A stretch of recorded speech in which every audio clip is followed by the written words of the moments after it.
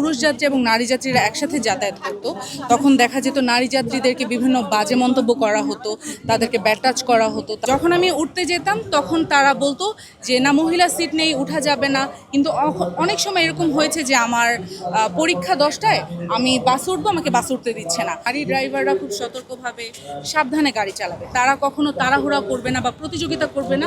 Pink কালারটা দেওয়া হয়েছে, এটা হচ্ছে নারীদের একটা সিগনেচার কালার। এর ফলে নারীরা যে গণপরিবহনে হ্যারাসমেন্টের শিকার হতো, তারা বিভিন্ন সমস্যার সম্মুখীন হতো, এটা অনেকটাই কমে যাবে। যখন গণপরিবহনে পুরুষ যাত্রী এবং নারী যাত্রীরা একসাথে যাতায়াত করতো, তখন দেখা যেত নারী যাত্রীদেরকে বিভিন্ন বাজে মন্তব্য করা হতো, তাদেরকে ব্যাড টাচ করা হতো, তাদেরকে বিভিন্ন ধরনের হ্যারাসমেন্ট করা হতো। এবং ড্রাইভাররা যখন স্মোক করে সামনে বসে, এর ফলে আশপাশে যে নারী যাত্রীরা, তাদের খুব সমস্যা হয়। কিন্তু এটা কখনো ড্রাইভাররা বন্ধ করে না বা তারা এটা কখনো চিন্তাই করে না। কিন্তু এই বাসে এইসব সমস্যার কোনোটাই হবে না, নারীরা স্বাচ্ছন্দ্যে খুব কমফোর্টেবলভাবে যাতায়াত করতে পারবে।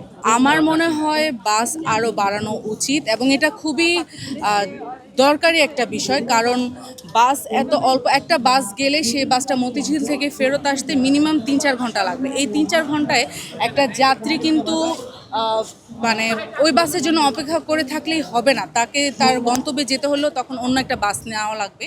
তো সেই ক্ষেত্রে আসলে এই বাসের যে চালু করার যে উদ্যোগটা গ্রহণ করা হয়েছে, তা পুরোপুরি সফল হবে না যদি নারী যাত্রীরা সে ওই বাসেই যাতায়াত করে। তো আমার মনে হয় বাসটা আরও বাড়ানো হলে, বাসের সংখ্যা আরও বাড়ানো হলে তখন এই সমস্যাটা একটু সমাধান হবে।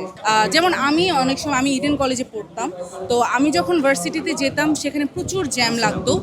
তো যখন আমি উঠতে যেতাম তখন তারা বলতো যে না, মহিলা সিট নেই, উঠা যাবে না। কিন্তু অনেক সময় এরকম হয়েছে যে আমার পরীক্ষা 10টায়, আমি বাসে উঠবো, আমাকে বাসে উঠতে দিচ্ছে না। তখন ঠেলাঠেলি করে, ধাক্কাধাক্কি করে অনেক জোর করে ওঠা লাগতো। তো এই বাস যদি সংখ্যা আরও বাড়ানো হয় তখন এই সমস্যাটা অনেকাংশেই কমে যাবে এবং নারীরা তখন একসাথে অনেকে দাঁড়ায় থাকলেও এটা তখন কোনো সমস্যা হবে না বা নিজের কাছে আনকমফোর্টেবল লাগবে না। আর আসন সংখ্যা তো কমই, তবে দেখা যায় যে অনেক বাসে লেখা থাকে যে 9টা সংখ্যা নারীদের জন্য, কিন্তু এই 9টা আসনের মধ্যেও পুরুষরা বসে থাকে। তাদেরকে যদি কখনো বলা হয় যে এটা তো নারী সিট, আপনি নারীকে আসনটা ছেড়ে দিন, তারা বলে যে কেন আমি ছেড়ে দিব, যে এইসব আসনে নারীরা বসছে না, তাহলে আমি কেন ছাড়বো। তো তারা নারী আসন যেটা, সেটাও তারা দিতে চায় না।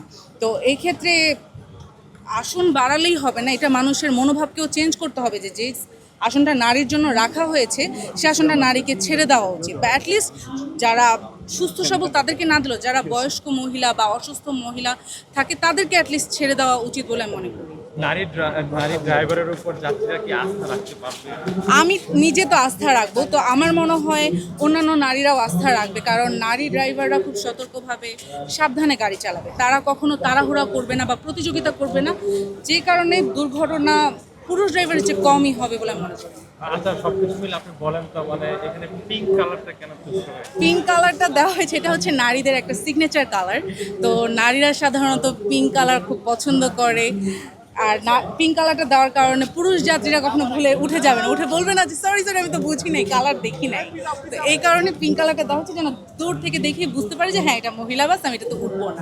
না না, আমার এটা মনে হয় না, কারণ সব বাসেই তো পুরুষরা উঠছে। বরঞ্চ যখন অনেক রাশ থাকে, নারী যাত্রীদের উঠায় না, পুরুষ যাত্রীরা কিন্তু ঠিকই ওঠে।